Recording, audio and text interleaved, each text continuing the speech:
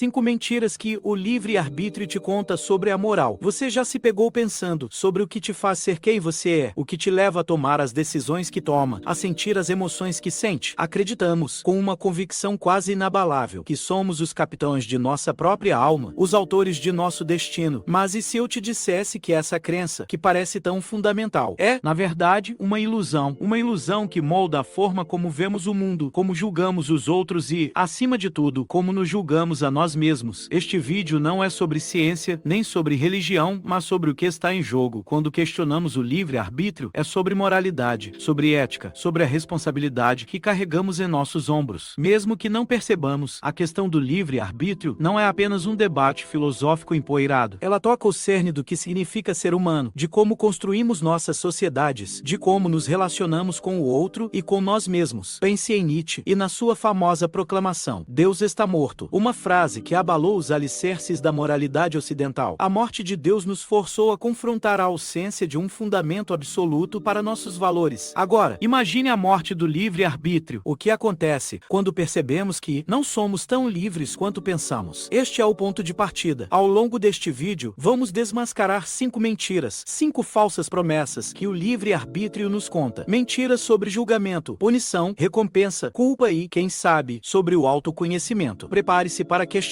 tudo o que você achava que sabia. A verdade, como sempre, é desconfortável, mas é libertadora. 5 mentiras que o livre-arbítrio te conta sobre a moral. Mentira 1. Você escolhe a ilusão da agência e o determinismo disfarçado. A primeira mentira que o livre-arbítrio nos conta é a de que somos os agentes de nossas ações, que escolhemos livremente o que fazemos. Mas, e se essa escolha fosse apenas uma ilusão? Considere o determinismo. A ideia de que todos os eventos, incluindo nossas decisões, são causados por eventos anteriores de acordo com as leis da natureza. Determinismo físico, biológico, psicológico, tudo interligado em uma corrente causal que remonta ao início do universo. Pense na sua genética, no seu ambiente, nas suas experiências passadas. Eles não influenciam suas escolhas. Um estudo de caso. Imagine um criminoso. Analisando sua história, vemos traumas na infância, pobreza, mas influências. Esses fatores determinaram suas escolhas. A sensação de escolha é real, inegável. Mas o que sentimos é a causa, ou apenas o efeito? Talvez a consciência seja apenas um observador, um narrador da história, e não o autor. Entender o determinismo não é aceitar o fatalismo. Pelo contrário, pode ser libertador. Liberta do julgamento excessivo, da culpa paralisante. Se não somos totalmente responsáveis, podemos ser compassivos conosco e com os outros. Como disse Sartre, o homem é livre em suas decisões, mas escravo de suas consequências. Em um mundo determinista, a responsabilidade não desaparece, ela se transforma. Deixa de ser sobre culpa e passa a ser sobre ação, sobre o que fazemos com as cartas que nos são dadas. 5 mentiras que o livre-arbítrio te conta sobre a moral. Mentira 2. Moralidade baseada na culpa, a falácia da punição e a justiça retributiva. A segunda mentira que o livre-arbítrio nos conta é que a moralidade precisa da culpa, que a punição é a base da justiça. Mas, e se a culpa e a punição fossem apenas um reflexo da nossa crença no livre-arbítrio? A justiça retributiva, que domina muitos sistemas legais, se baseia na ideia de que as pessoas merecem sofrer pelo que fizeram. Quanto mais livre for a sua escolha, maior a culpa, maior a punição. Mas, o que acontece quando questionamos essa liberdade? Considere o sistema prisional. Ele realmente reabilita, ou apenas perpetua um ciclo de violência e sofrimento? A punição, na maioria das vezes, não resolve o problema. Ela não aborda as causas subjacentes do comportamento criminoso, como a pobreza, a falta de oportunidades, os traumas. É claro que a responsabilidade individual importa. Precisamos responsabilizar as pessoas por suas ações. Mas a responsabilidade não precisa ser sinônimo de culpa. Podemos nos concentrar na reparação do dano, na reabilitação do indivíduo, na prevenção de futuros crimes. Pense na alegoria da caverna de Platão. Os prisioneiros, acorrentados, veem apenas sombras e acreditam que são a realidade. Nossa percepção da moralidade, muitas vezes, é semelhante. Vemos as ações, mas não as causas. Julgamos as sombras, sem entender a luz que as projeta. Uma abordagem progressista da justiça, focada na reabilitação e na prevenção, é mais humana e eficaz. É uma justiça que reconhece a complexidade da natureza humana e que busca a cura, em vez da vingança. É a justiça que precisamos construir, se quisermos um mundo mais justo. 5 mentiras que o livre-arbítrio te conta sobre a moral. Mentira 3. O mérito e a recompensa, a armadilha da autoilusão e o ego inflado. A terceira mentira que o livre-arbítrio nos conta é que merecemos o que conquistamos. pensamos que o sucesso é uma recompensa direta das nossas escolhas e do nosso esforço, mas, e se o mérito fosse apenas uma ilusão? Considere a influência da sorte, do acaso, das oportunidades. Quantas vezes uma única decisão, um encontro casual, abriu portas que jamais imaginaríamos? Pense em figuras notáveis. Einstein, por exemplo, teve a sorte de viver em um momento de grande efervescência científica. Bill Gates teve acesso a computadores em uma época em que poucos tinham. Claro, o esforço, a dedicação, a persistência são importantes, mas eles garantem o sucesso? Não. Muitas pessoas trabalham duro a vida toda e não alcançam o reconhecimento que acreditam merecer, e outras, com menos esforço, conseguem resultados extraordinários. O problema não é o esforço, mas a crença cega no mérito, a busca incessante por reconhecimento que infla o ego e nos torna suscetíveis à decepção. Uma mentalidade mais humilde e grata é o antídoto. Focar no aprendizado, no crescimento pessoal, em vez de buscar a validação externa. Em vez de nos perguntarmos o que eu ganhei, podemos nos perguntar o que eu aprendi. Como disse o filósofo, não há mérito em nascer rico, há mérito em ser bom. A verdadeira virtude não está no sucesso, mas na forma como vivemos, na maneira como tratamos os outros, na capacidade de sermos gentes, compassivos, mesmo quando a vida nos parece injusta. 5 mentiras que o livre-arbítrio te conta sobre a moral. Mentira 4. A autoestima e o autocontrole, a fantasia da vontade forte e a fraqueza humana. A quarta mentira é que temos controle total sobre nossos pensamentos, emoções e comportamentos, que, com força de vontade, podemos dominar nossa natureza humana. Mas, e se essa crença fosse apenas uma fantasia? Considere os vieses cognitivos. As emoções, os desejos inconscientes, eles influenciam nossas decisões e ações. O tempo todo, no dia a dia, tomamos decisões baseadas em sentimentos, em hábitos, em impulsos. Vemos o mundo através de filtros, distorcendo a realidade para que ela se encaixe em nossas crenças. O autoconhecimento e o desenvolvimento pessoal são importantes, mas a ideia de que podemos dominar completamente nossa natureza humana é ilusória. Somos seres complexos, com conflitos internos, com forças que nem sempre compreendemos. Pense na teoria de Freud sobre o id, o ego e o superego, uma metáfora para as forças internas que moldam nosso comportamento. Onde está o controle nesses conflitos? A aceitação de si mesmo é o primeiro passo. Aceitar nossas limitações, nossas falhas, nossa vulnerabilidade. A autocompaixão é a chave. Tratar a si mesmo com a mesma gentileza e compreensão que oferecemos aos outros. Desenvolver estratégias para lidar com nossas dificuldades. Em vez de lutar contra nossa natureza, podemos aprender a navegar por ela. A força não está em controlar tudo, mas em aceitar o que não podemos controlar, em abraçar a complexidade da experiência humana. 5 mentiras que o livre-arbítrio te conta sobre a moral. Mentira 5. A responsabilidade e o propósito encontrando sentido em um universo determinista. A quinta e última mentira é que o livre-arbítrio é essencial para o propósito e o significado da vida. Que, sem a ilusão da liberdade, a vida se torna vazia, sem sentido. Mas, e se encontrássemos sentido mesmo, sem acreditar no livre-arbítrio? Podemos encontrar significado em nossas ações, em nossos relacionamentos, mesmo sabendo que nossas escolhas são influenciadas por fatores externos. O propósito não precisa vir da liberdade de escolha. Ele pode vir da compaixão, da empatia, da contribuição para o bem-estar coletivo. A responsabilidade moral não desaparece em um universo determinista. Ela se transforma, deixa de ser sobre culpa e passa a ser sobre ação. Sobre o que fazemos com as cartas que nos são dadas. Claro, a liberdade de escolha é importante. Precisamos tomar decisões significativas. Mas a liberdade que importa não é a de escolher entre A e B. É a liberdade de responder aos desafios da vida com coragem, com bondade, com dignidade. Como disse Nietzsche, devemos agir como se fôssemos livres, mesmo que não sejamos. Assumir a responsabilidade, mesmo sem garantias. Criar significado, mesmo diante da ausência de um propósito predefinido. A vida, em um mundo determinista, pode ser ainda mais rica, mais profunda, porque somos forçados a criar nosso próprio significado, a construir nosso próprio propósito, a sermos os autores de nossas próprias vidas, mesmo que não sejamos os únicos responsáveis por elas. 5 mentiras que o livre-arbítrio te conta sobre a moral, além das mentiras, onde a verdadeira moralidade começa assumindo a existência. Desmascaramos 5 mentiras, 5 falsas promessas que o livre-arbítrio nos conta, a ilusão da escolha, da culpa, do mérito, do controle e do propósito. Abandonar essa ilusão é difícil, é desconfortável, mas é essencial. A verdadeira moralidade não precisa do livre-arbítrio, ela nasce da empatia, da compaixão, da responsabilidade compartilhada. Em um universo determinista, ainda podemos agir com bondade, ainda podemos lutar por justiça, ainda podemos encontrar significado. A moralidade não é sobre punir, mas sobre curar. Não é sobre julgar, mas sobre compreender. Não é sobre o que merecemos, mas sobre o que fazemos. Eu te convido a refletir sobre suas próprias crenças, a questionar o livre-arbítrio, a adotar uma nova perspectiva sobre moralidade e responsabilidade. Pense na jornada de individuação de Carl Jung, um processo de autoconhecimento e aceitação, onde a responsabilidade moral surge da compreensão de si mesmo e do outro. A vida é um presente que não pedimos e que não controlamos totalmente, mas é nosso para viver, para amar, para agir. Que a reflexão continue, que a busca por uma vida mais autêntica e significativa, livre das amarras da ilusão do livre-arbítrio, nunca cesse. E a grande pergunta: o que você fará com a sua existência, sabendo que a liberdade, como a conhecemos, pode ser apenas um sonho?